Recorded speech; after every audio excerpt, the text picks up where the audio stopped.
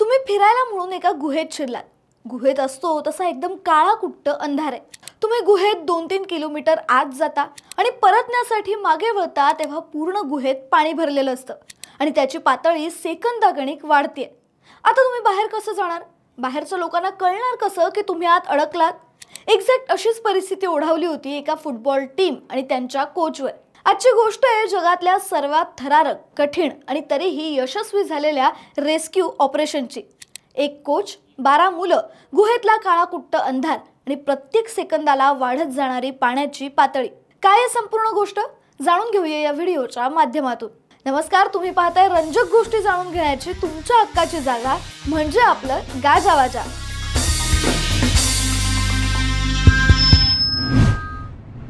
Thailand मधलं एक छोटंसं शहर मेसाई।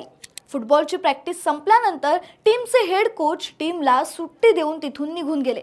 आता टीम सोबत 25 वर्षीय असिस्टंट कोच होते। त्यांनी फुटबॉल टीमला गुहेत फिरायला नेण्याचा प्लॅन बनवला। जवळच असणाऱ्या थम लुआंग नंग नॉन या गुहेत जाण्याचा हा प्लॅन होता। असिस्टंट कोच खूप वेळा या गुहेत फिरायला जात होते, त्यामुळे त्या दिवशी असिस्टंट कोच यांनी फुटबॉल टीमला या गुहेत फिरायला घेऊन जाण्याचा विचार केला। या टीम मध्ये 12 ते 15 वर्षांची 12 मुलं होती। जून महिना सुरू होता, पाऊस आला नव्हता पण आभाळ दाटून आलं होतं। असिस्टंट कोच सोबत ती मुलं गुहेत शिरली। त्यांनी गुहेत जाताना आपापल्या सायकल गुहेच्या बाहेर लावल्या होत्या। या गुहेचं एक वैशिष्ट्य होतं, या गुहेची बॅक स्टोरी।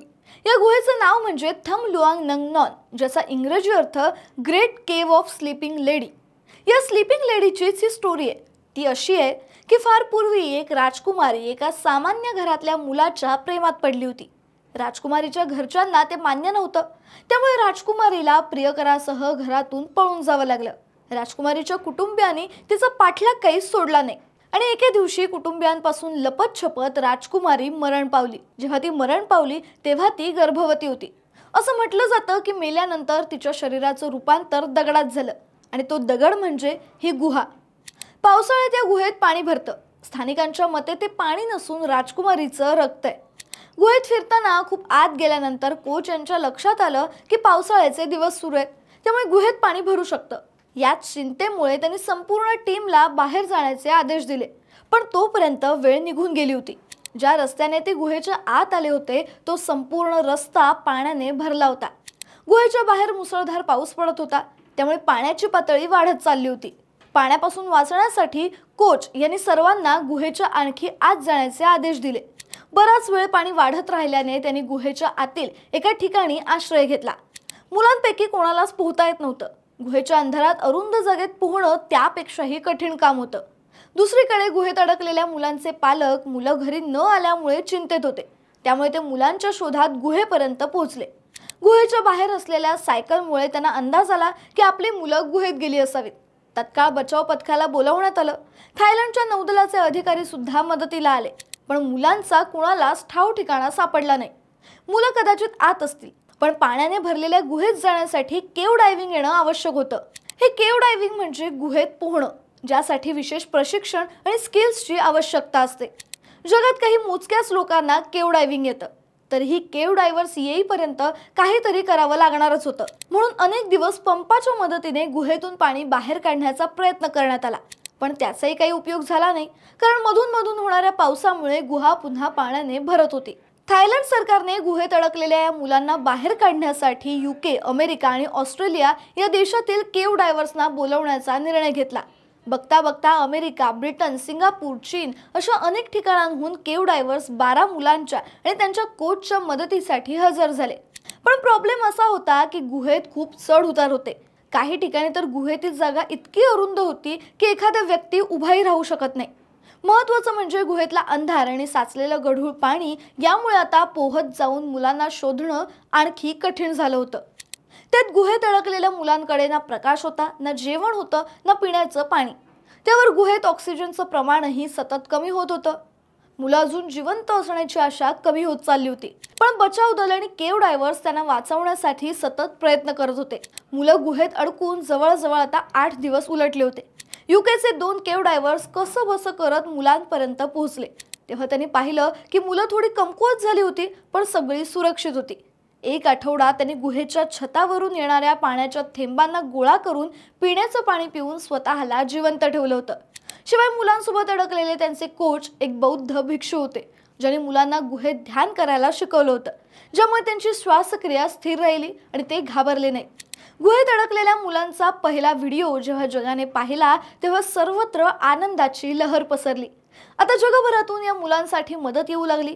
पुढील काही दिवसातच मुलांपर्यंत ऑक्सिजनचे सिलेंडर आणि खाण्याचं सामान पोहोचवण्यात आलं. आता पुढचा टप्पा होता त्यांना गुहेतून सुरक्षितपणे बाहेर काढण्याचा. पण जेव्हा या बचाव ऑपरेशनची तयारी सुरू झाली तेव्हा लवकरच सर्वांना समजलं की हे काम जवळजवळ अशक्य आहे. ज्या मार्गाने स्किल्ड डायव्हर्स सुद्धा येऊ शकत नाहीत त्या मार्गाने मुलं कशी येणार होती, हा मोठा प्रश्न होता. अनेकांनी वेगवेगळ्या उपाययोजना सुचवल्या. टेस्ला कंपनीचे मालक एलॉन मस्क यांनी मुलांच्या आकाराची एक सबमरीन बनवण्याचा प्रस्ताव दिला. हे सबमरीन बनवणार होते त्यांच्याच कंपनीचे इंजिनियर्स. पण गुहेचा मार्ग इतका रुंद होता की हा प्लॅन सुद्धा लवकरच नाकारण्यात आला. अखेर बचाव दलाला समजलं की मुलांना बाहेर काढण्यासाठी एकच मार्ग आहे, त्यांना ऑक्सिजन मास्क घालणं आणि मग एक एक करून प्रत्येक मुलाला डायव्हर्स सोबत बाहेर आणणं. पण या कामात एक अडचण होती.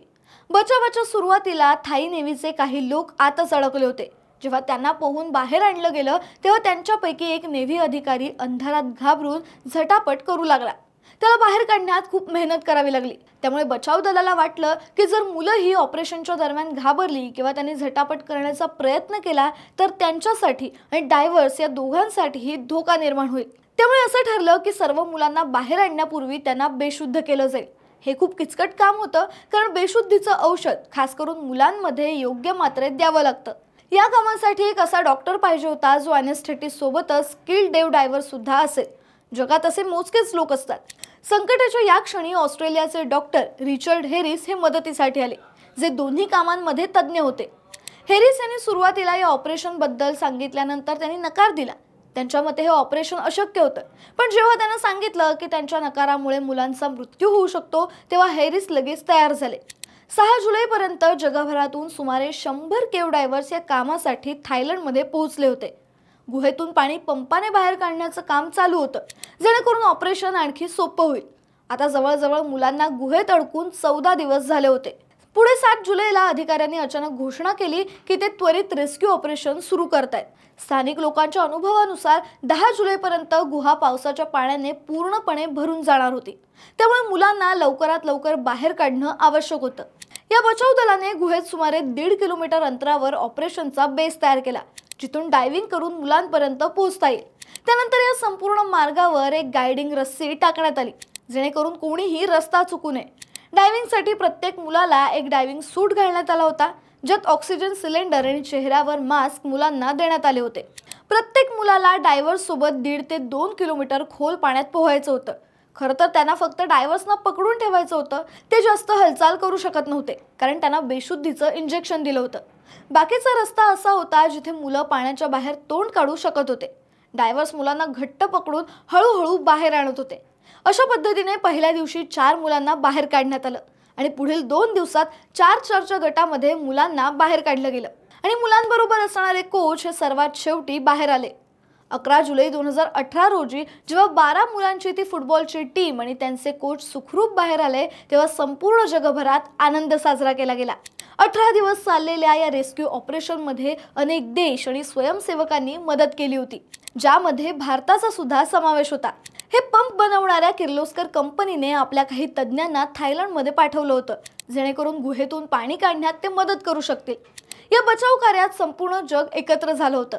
पण मुलांना वाचवण्याच्या या अशक्य प्रयत्नांमुळे एक गोष्ट समजते: अंधार कितीही गडद असला तरीही आशेचा किरण नेहमीच वाट शोधत असतो. फक्त प्रत्येकाकडे तेवढा संयम हवा. अशाच रंजक गोष्टी जाणून घेण्यासाठी गाजावाजाला लाईक, शेअर, फॉलो आणि सबस्क्राईब करायला विसरू नका.